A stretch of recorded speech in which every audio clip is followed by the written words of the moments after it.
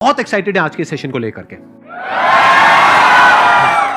तो अब मैं जैसे ही आपको नाम बताऊंगा उनका, जो हमारे आज के गेस्ट हैं, तो आपका जो एक्साइटमेंट लेवल है वो और बढ़ जाएगा।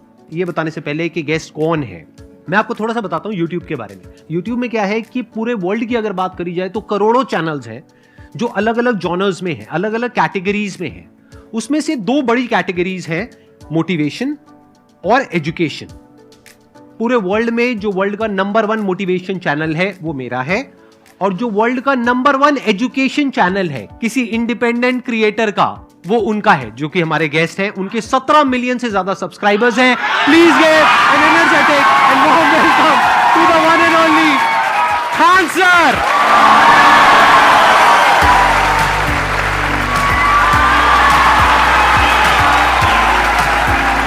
क्या हाल चाल जी, कैसे हैं आप?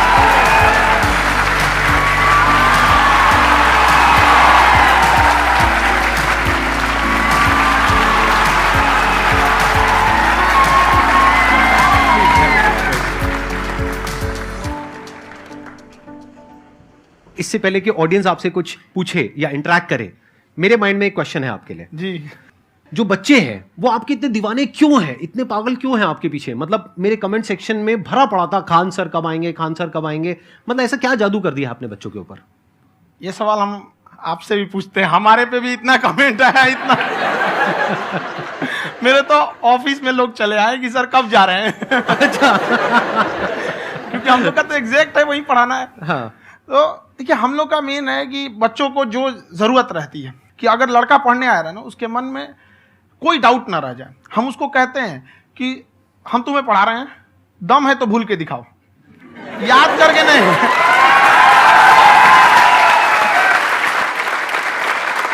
प्लस आप जिस प्राइस पॉइंट पे पढ़ा रहे हैं, आई थिंक वो सबसे कम है, वो बहुत ही कम है। सर ये जो फीस का कल्चर है, ये हमारा इंडियन कल्चर नहीं है। हमारा इंडियन कल्चर गुरु दक्षिणा है, उस हिसाब से वो सही है। ऑक्सीजन जैसे जिंदगी के लिए जरूरी है, वैसे एजुकेशन जरूरी है। कोई ये नहीं कह सकता है कि पैसे की वजह से वो खान सर के यहां से लौट गया। क्या बात है।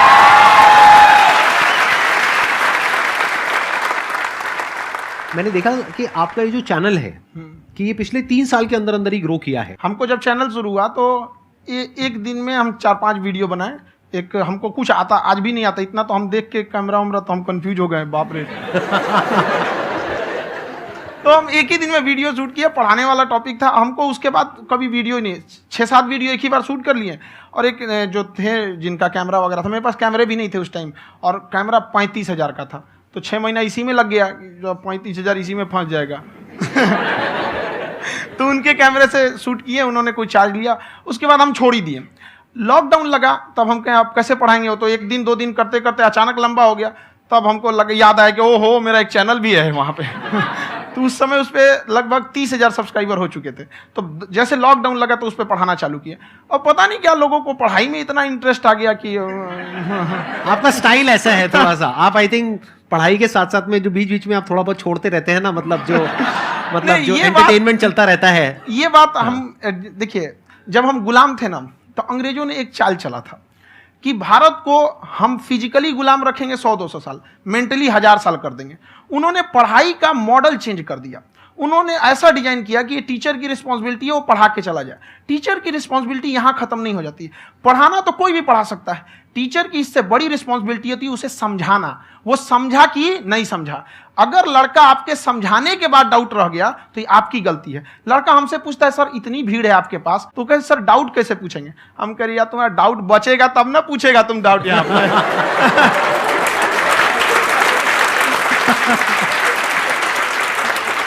कॉन्फिडेंस नेक्स्ट लेवल है खान सर का, मानना पड़ेगा। और शायद यही वजह है इनकी जो ग्रोथ है उसका।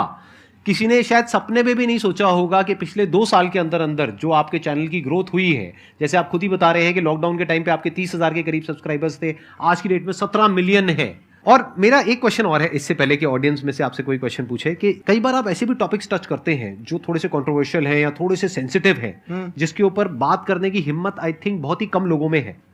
तो आपको कभी ये नहीं लगता है कि कहीं ज्यादा तो नहीं हो रहा है, इसको थोड़ा रोक देते हैं, थोड़ा कम कर देते हैं? क्योंकि कोई लाइन ही नहीं है वैसे तो बोलने को, तो आप कुछ भी बोल दो, कितना भी बोल दो।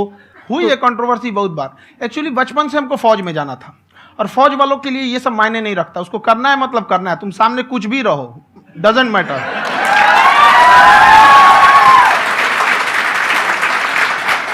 और मैंने YouTube पे देखा कुछ वीडियोस में कि आपका जो इंस्टीट्यूट है वहां पर आज से कुछ साल पहले कुछ बम गिरे थे। हाँ, कुछ गिरे थे, कुछ तो बहुत सॉलिड जगह गिरा था, फटा नहीं वो। मतलब आपके आसपास? हाँ, बम को भी पता है कि टीचर की इज्जत किया जाता है। क्या बात है, क्या बात है। मैं समझ पा रहा हूं कि ये आपके अंदर जो एटीट्यूड है ये कहां से आ रहा है, क्योंकि आप बचपन से ही फौज में जाना चाहते थे, तो आप जंग के मैदान में ही खड़े हैं एक तरीके से। बस फर्क ये है कि आपके हाथ में कलम है, हथियार ना हो करके। हथियार से एक आदमी की जान जा सकती है, हाँ। कलम से बहुत ताकत होता है। शिक्षा एक ऐसा हथियार है ना, हर कुरीतियों से लड़ सकता है, हर तरह की समस्याओं से। और ये एक ऐसा हथियार है, मेटल डिटेक्टर में भी नहीं पकड़ाता है।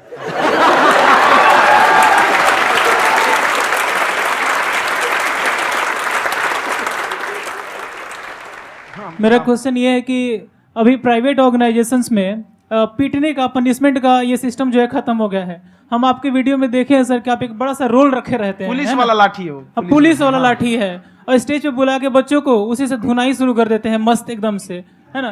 तो सर मतलब कि बच्चे मतलब कि डरते नहीं हैं आपसे, और इस तरीके से कैसे कनेक्टेड हैं आपसे, है ना? और एक और क्वेश्चन सर, यूपीएससी का जो आप अपना बैच स्टार्ट करने वाले हैं, ठीक है, उसके बारे में बताइए सर, क्योंकि मुझे मतलब कुछ इशू करना है सर, ठीक है? और संदीप सर को देख लिए, मेरा तो वैसे ही हो जाना है।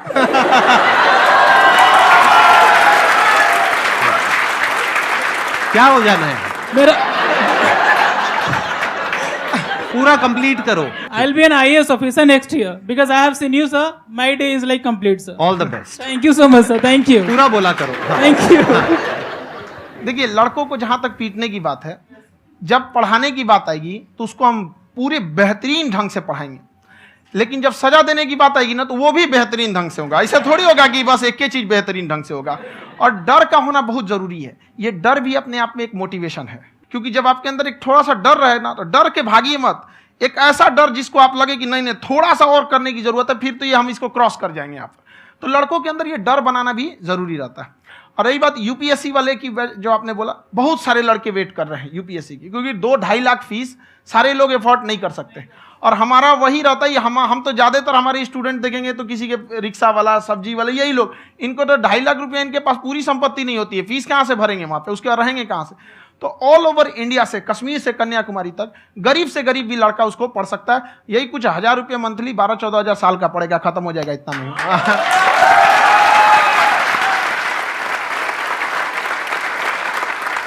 ये जो डंडे वाली बात इन्होंने कही, ये सच है? मतलब आप हाँ, सच में एक डंडा रखते हो पुलिस का ही है वो, और मारते हो? हाँ।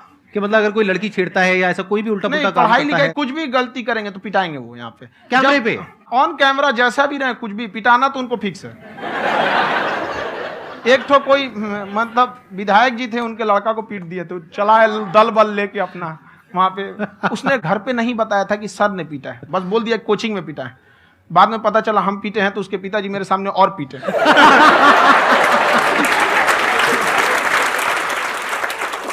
सर आपका सबसे बड़ा डर क्या है, आप दोनों का?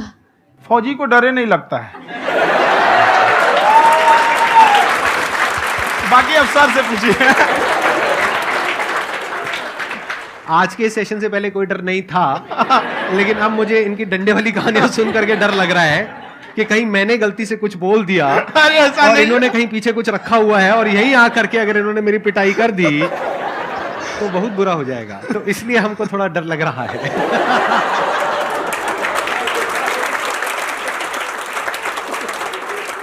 आपकी डेली कितने घंटे क्लासेस होती हैं? 6-7 घंटे। अभी भी खुद ही करते हो आप? हाँ, जो भी हमारे classes स्टाफ करते हो। परेशान रहते हैं। हम 1:30-2 बजे सोते हैं, सुबह 6 बजे उठ जाते हैं, परेशान रहते हैं। यार इतना क्यों करते हो, है ना? कभी क्योंकि तो उनको कुछ भी नहीं साथ-साथ करते। लगना पड़ता है ना। उनको साथ-साथ लगना पड़ता है। हम जग गए तो कोई सोया थोड़ी रहेगा, परेशान रह, दिन में सोते ही नहीं है, बेचारा कहीं कहीं जाके सोते रहता है। तो हम सीट बांध दिए कि भाई तुम इस समय सो जाना, तुम इधर सो जाना। आपकी शादी हो गई या नहीं हुई अभी? मेरी खुशहाली देख के आप आइडिया लगा सकते हैं।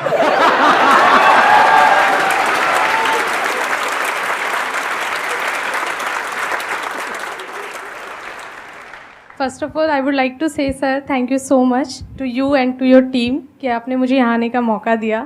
एंड सर अब तक मैंने आपको सिर्फ फ़ोन या लैपटॉप में ही देखा है दोनों को, आज फर्स्ट टाइम लाइव देख रही हूँ तो बहुत अच्छा लग रहा है। तो मेरा क्वेश्चन ये है सर आपसे जब हम लाइफ में कोई डिसीज़न लेते हैं कि हमें ये पर्टिकुलर चीज़ करनी है, और क्योंकि हम डिसीज़न लेते हैं तो हमारी आदत है कि पहले हम 4 लोगों से पूछते हैं कि तू बता तेरी क्या राय है, तू बता तेरी क्या राय है। तो उनमें से अगर कोई हमें कह देता है कि ये बेकार डिसीज़न है मत कर, तो हमारा माइंड कहीं ना कहीं डाइवर्ट होने लगता है और उसकी वजह से हम अपना डिसीज़न चेंज कर देते हैं। तो मेरा क्वेश्चन ये है कि कैसे हम अपने डिसीज़न पे स्टिक रहे, कैसे हम जो दूसरे के ओपिनियन है उनको अफेक्ट ना होने दें अपने ऊपर।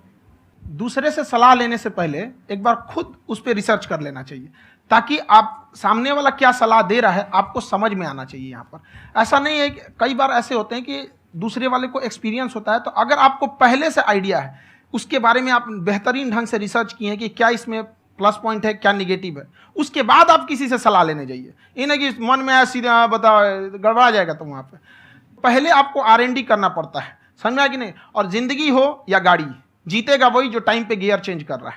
तो डिसीजन चेंज करना बहुत ज़्यादा गलत नहीं है। इन्होंने बहुत अच्छी बात कही है और मैं इसी बात में थोड़ा सा और ऐड ऑन करूंगा कि ये जो आपने कहा ना कि अपने डिसीजन पे स्टिक कैसे रहें, ये कोई अच्छी क्वालिटी नहीं है, क्योंकि टाइम टू टाइम आपको अपने डिसीजंस को चेंज करना होता है। जैसे आपने 4 लोगों से डिस्कस किया, कोई इंसान कुछ पॉजिटिव बोल रहा है, कोई नेगेटिव बोल रहा है, उससे फर्क नहीं पड़ना चाहिए। डिपेंड ये करता है कि वो जो बोल रहा है उसका बेसिस क्या है।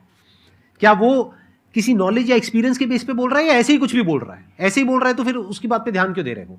अगर किसी नॉलेज या एक्सपीरियंस के बेस पे बोल रहा है, फिर चाहे वो पॉजिटिव बोल रहा है चाहे नेगेटिव बोल रहा है, दोनों ही मायने रखता है।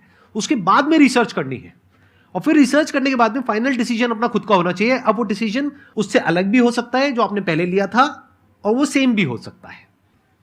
सर मेरा क्वेश्चन दोनों से है आपसे, how to deal procrastination and laziness. हमारा ब्रेन है ना, ये बहुत आलसी टाइप का है, इसको आराम खोजना पसंद है। अब थोड़ा सा भी अब इसको आराम की ओर लेके चलेगा ना तो फिर उधर ही रहेगा। आप सोचेंगे 10 मिनट आराम कर लेते हैं ना, तो 10 मिनट 2 घंटा बना देगा। उसको टॉर्चर कीजिए, चल 10 मिनट बाद में। उसको आप उस पर हावी मत, वो कह रहा है कि हमको आराम चाहिए, आपको हाँ आराम मिलेगा, पहले काम फिर मिलेगा आराम। तो आप उसके हिसाब से मत चल। आपका मन कर रहा है थोड़ा सा देख लेते हैं, कोई नोटिफिकेशन आया, आप कोई काम कर रहे हैं, क्यों पहले काम कर लीजिए, बाद में देखिएगा ना नोटिफिकेशन।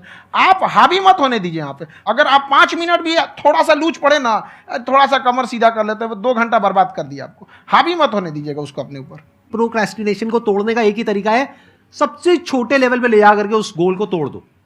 यानी वो गोल बहुत बड़ा है, उसको ब्रेक डाउन करो, उसके सबसे पहले स्टेप पे आ जाओ कि उसको अचीव करने का सबसे पहला स्टेप क्या है। जैसे गाड़ी चलाना सीखना है, उसका सबसे पहला स्टेप क्या है? अगर घर में कोई नहीं है सिखाने वाला या सिखाने वाली, तो बाहर जा करके जो गाड़ी का ड्राइविंग स्कूल है उधर जा करके पैसे दे दो। अब फंस गए ना तो फंसा दो अपने आप को। दिमाग ये लगाओ कि अपने आप को कैसे फंसाया जाए। जब हम फंस जाते हैं ना तो फिर हमको वो काम करना ही पड़ता है।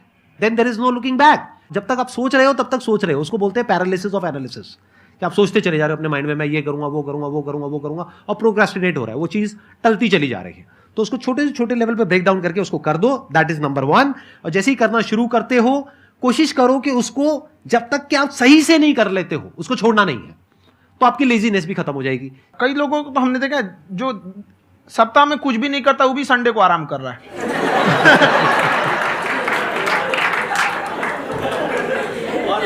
वैसे कहा भी जाता है कि अगर कोई काम आपको करवाना है ना, तो ऐसे किसी इंसान को दो जो बिजी है। हाँ। ऐसे आदमी को मत दो जो खाली है। ये परफेक्ट एग्जाम। किसी को भी आप देखिएगा जिसको आप कहते हैं कि मतलब थोड़ा ठीक ठाक आप समझते हैं कि नहीं ये बहुत आगे निकल, वो एक काम को खत्म करने के बाद कभी आराम नहीं करेगा। एक काम खत्म हुआ उसको लगेगा हाँ एक खत्म हो गया, अब दूसरा करना चाहिए। और वही जिसको देखिएगा एक खत्म हो गया और आराम करना चाहिए, कभी नहीं, लाइफ में आखिरी सांस तक। सर यहाँ पे सब हिंदी में पूछते हैं, इंग्लिश में पूछते हैं, मैं भोजपुरी में पूछूं? जौन भाषा ठीक लगे तोने में पूछ दो। हाँ सर।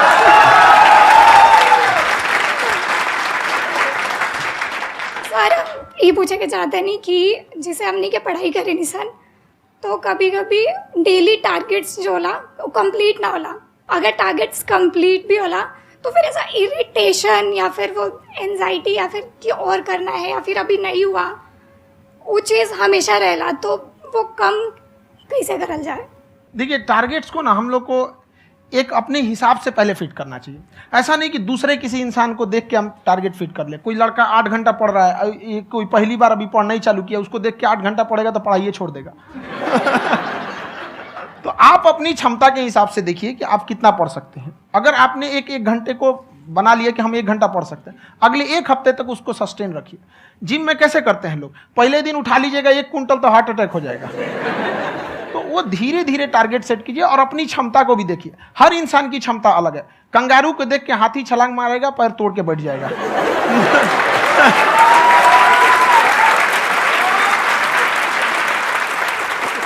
अब संदीप सर का मोटिवेशन देख के इसका मतलब क्या कि ट्रेन के आगे खड़ा हो जाएंगे, ढकेल देंगे तुमको। हालांकि ऐसा कर देते हैं, लेकिन ऐसा करिएगा लोग नहीं, क्षमता पता होना चाहिए। आपके अंदर एंजाइटी हो रही है कि मैंने कर तो लिया है, आप ये नहीं कह रहे कि मैंने कुछ भी नहीं किया है फिर मेरे को एंजाइटी हो रही है, आप ये कह रहे हो मैंने काफी कुछ कर लिया है फिर भी एंजाइटी हो रही है कि कहीं कुछ छूट तो नहीं गया है। तो बेसिकली आपको ये देखना है कि अगर आपके अंदर ये एंजाइटी हो रही है, that means you are a very good student, आप एक अच्छे स्टूडेंट हो। क्यों? क्योंकि बहुत सारे स्टूडेंट्स तो ऐसे हैं उनको पढ़ने के नाम से एंजाइटी होती है। तो आपको एंजाइटी हो रही है कि मैंने पढ़ लिया, दिन में मानो 8 घंटे का आपने टारगेट सेट किया और 6 घंटे पढ़ लिया, या मान लो 8 घंटे भी पढ़ लिया, फिर भी एंजाइटी हो रही है कि मैंने 10 घंटे नहीं पढ़ा। तो ये तो अच्छी क्वालिटी है ना, ये तो एक ब्रिलियंट स्टूडेंट की क्वालिटी है, क्योंकि एंजाइटी उसी को होती है जो केयर करता है, जिसको परवाह है, उसी की तो एंजाइटी होती है। जैसे माँ को अपने बच्चे की, जैसे एक माँ को अपने बच्चे के, जैसे एक माँ को अपने बच्चे को लेकर के एंजाइटी होती है। हंस लो मजाक उड़ा लो मेरा। कोई बात नहीं, एडिट कर देंगे इसको हम। हाँ।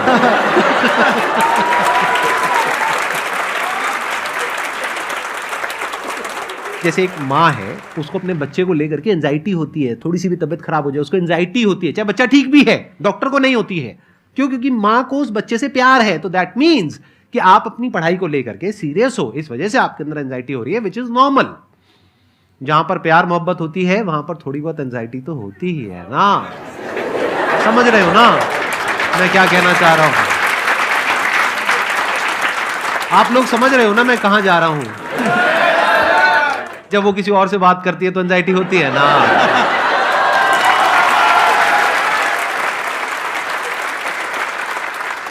सर, आपकी स्टोरी हमने सुनी थी, तो एक टाइम आया था जब आप गंगा किनारे जाके बैठ गए थे, उस समय आपको कुछ समझ नहीं आ रहा था।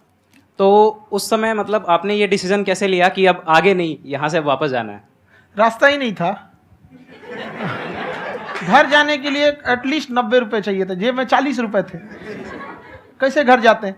और हम गंगा के किनारे चुपचाप बैठे बैठे हम कहें कि अब बहुत टेंशन हो गया, अब घर जाना चाहिए। रूम पे, तो किराए के रूम पे ही आदमी सारे लोग रहते।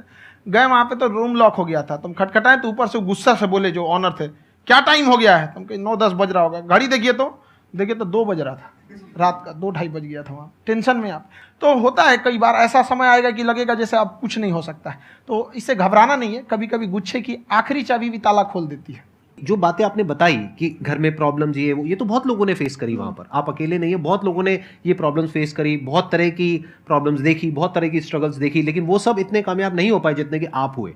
तो आपके अंदर ऐसा कुछ ना कुछ है जो औरों के अंदर नहीं है, तो वो मैं जानना चाह रहा हूं कि वो ऐसा क्या था जहां से कि आपका दिमाग यहां तक सोच पा रहा है कि मैं पूरे इंडिया में इतने बड़े लेवल का चेंज लेकर के आ सकता हूं, एजुकेशन फील्ड में रेवोल्यूशन लेकर के आ सकता हूं।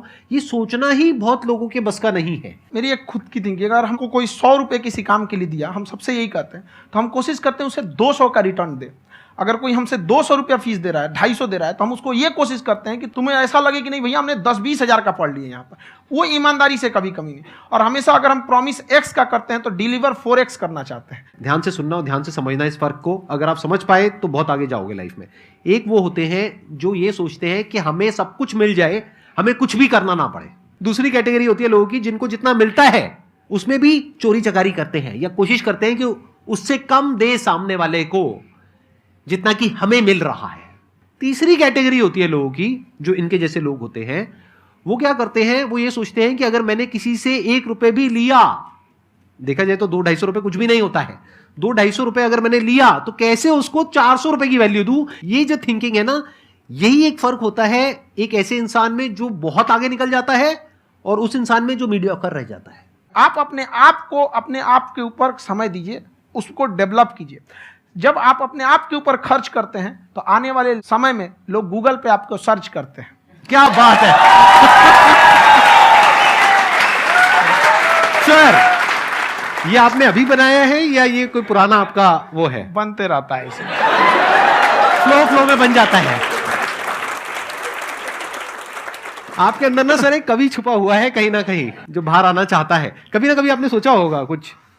हाँ, कभी कभी देखिए, एक चीज है, संगत का बहुत अच्छा असर पड़ता है। ये चीज को हमेशा, संगति का मतलब लोग हल्के में ले लेते हैं।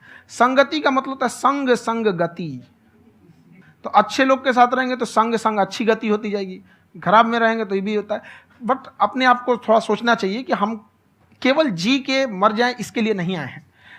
लोग कहते हैं कि सर नाम क्यों नहीं बताते अपना। हमारी एक ही सोच है कि जाने के बाद इस दुनिया से हमको मतलब एक चीज देना चाहते हैं स्टूडेंट्स को, कि वो याद करें कि इस पैसे की भाग दौड़ की दुनिया में हर कोई दोनों हाथ से लूटने में लगा है, खाली हाथ जाने के लिए ये सबको लगा है। तो हर कोई को ये सोचना चाहिए कि था कोई इंसान जो इतने कम फीस में इतनी शिक्षा जो महंगी थी, जो कमाने का रास्ता था, उसको भी एकदम कंपटीशन इतना कर दिया कि अब लोगों को अपनी फीस बढ़ाने में डर लगता है कि अरे यार, लड़का कमेंट करता है कि खान सर इतना ले रहे हैं, आप बहुत बड़ा टीचर हो गए।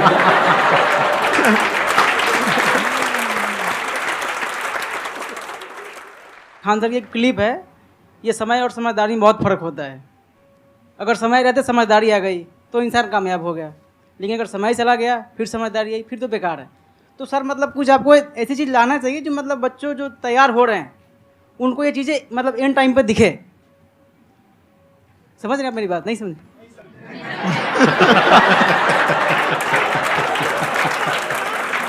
यही होता है सर का मोटिवेशन ज्यादा हो जाता है।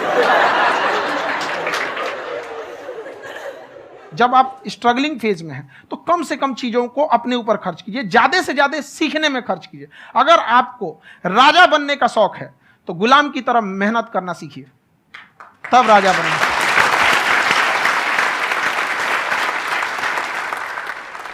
ये दुख, ये दर्द, ये सब तेरे अंदर है। तू अपने बनाए इस पिंजड़े से बाहर निकल के देख, तू अपने आप में एक सिकंदर है।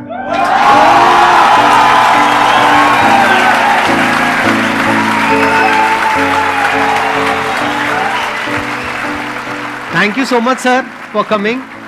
बहुत मजा आया मेरे को आपके साथ में इंटरेक्ट करके। आई एम श्योर आप लोगों को भी बहुत मजा आया होगा।